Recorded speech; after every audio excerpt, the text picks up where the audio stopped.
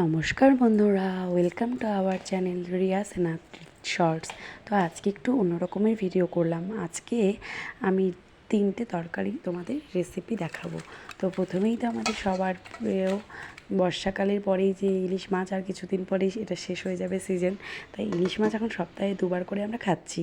তো ইলিশ মাছ নিয়ে এসেছিলো, আমি ইলিশ মাছটাকে কাঁচা আজকে রান্না করব। কিভাবে রান্না করব তোমরা দেখতে থাকো। তো আমি নিয়ে নিলাম বেগুনটাকে আমি ঠুমো ঠুমো করে কেটে নিচ্ছি, একটু বড় বড় করেই রাখবো। তারপরে আমি দেখো কেটে নিচ্ছি বটিতে।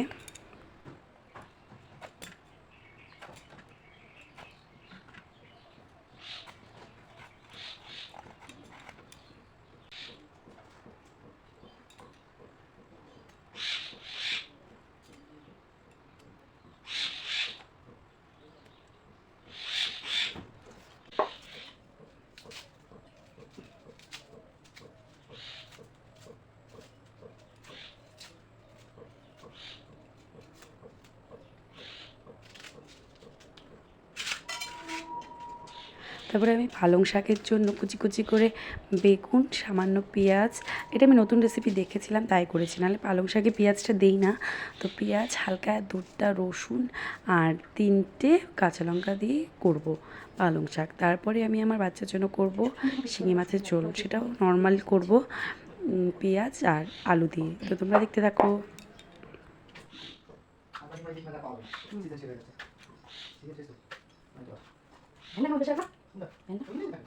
কিছু হয় না, পূজা দিব না হ্যান্ডা, বাড়িতে পূজা দিব।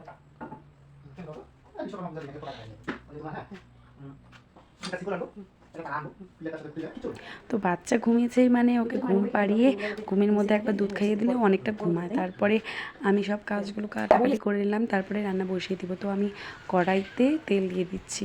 তেলটা তোমরা কমও দিতে পারো, বেশি দিতে পারো, যে যতটা তেল খাও সেরকম দিতে পারো। তো ইলিশ মাছটা একটু তেল দিলেই বেশ ভালো হবে। তারপরে আমি বেগুনটাকে সামান্য ভেজে নেব।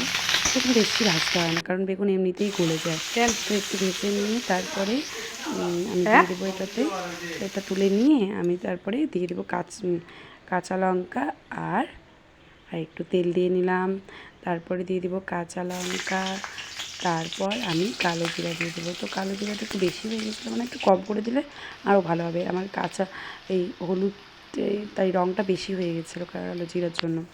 তারপরে হলুদ দিয়ে দিলাম আর দিয়ে দিলাম লাল লঙ্কার গুঁড়ো। তো এটা দিলে কালারটা বেশ ভালো আসছে। এখন আর কোনো মশলা দেবো না। তারপরে এটাকে আমরা সামান্য ভেজে নেব। ভেজে নেওয়ার পরে এটাকে আমরা জল দিয়ে দেবো। জল দেওয়ার পরে মাছগুলোকে দিয়ে দেবো। যেহেতু মাছটা কাঁচা, তো মাছটা আগে দিলে ভালো করে সিদ্ধ হবে আর একটু গন্ধ হবে না কাঁচা কাঁচা। তো আমি আজকে এইভাবেই করেছি। তো তোমরা দেখতে থাকো কীভাবে করলাম। দেখো মাছগুলো দিয়ে দিলাম।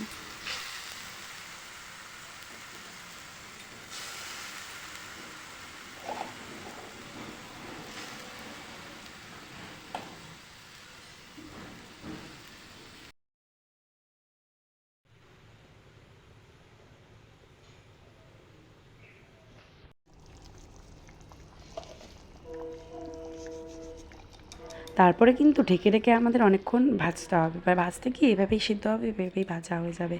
তারপরে আমি বেগুনগুলোকেও দিয়ে দিলাম। তারপরে আমি বারবার ঢেকে দিচ্ছিলাম, আবার একটু ঢাকাটা উল্টে আবার ঘেঁটে দিচ্ছিলাম।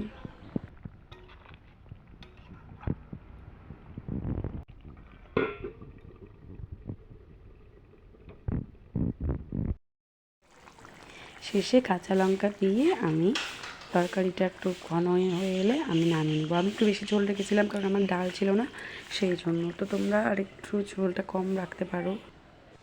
রেডি ইলিশের পাতলা ঝোল। তারপরেই আমি পালং শাকটা বসিয়ে দেবো। তো একটু পাঁচফোড়ন সম্বার আর কাঁচা লঙ্কা সম্বার দিয়ে আমি পেঁয়াজ রসুনটা দিয়ে দিলাম বেগুনটাকে বেছে নিয়ে পালং শাকটাকে দিয়ে দিলাম। তারপরে ঢেকে ঢেকে যতক্ষণ না কমপ্লিট হয়ে যায় ততক্ষণ ঢেকে ঢেকে ভাজতে থাকবো। তো সিদ্ধ হয়ে এলে নামিয়ে নেব। আর দেখো পালং শাকটাকে একদম কুচি কুচি করে কেটেছিলাম।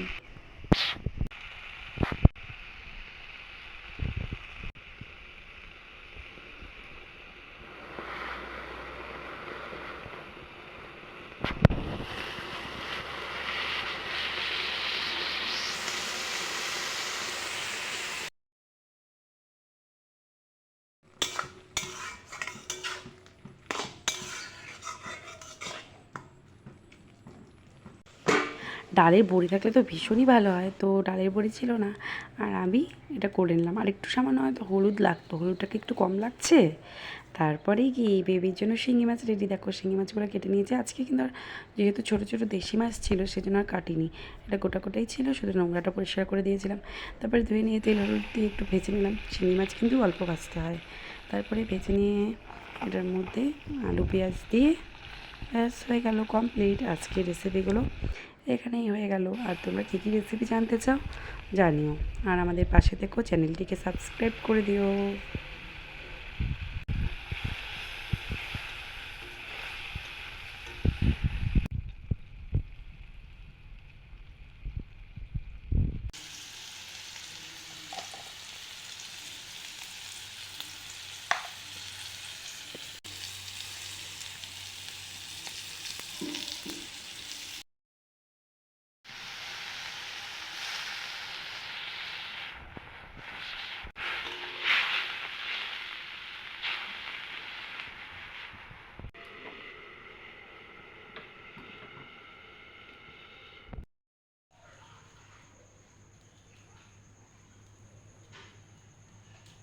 এই যে ইলিশ মাছ ভাজা, এই যে, আর আমার পাকনা বুড়া উঠে গেছে। এই যে একটা বাকি রান্নাটা ওকে ছাড়তে হবে, ও খাওয়া বাবা করছিল। দিব তো, গান দিব তো, এই নাও খেয়ে নাও। Thank you. আচ্ছা আচ্ছা, ঠিক আছে ঠিক আছে, দিচ্ছি।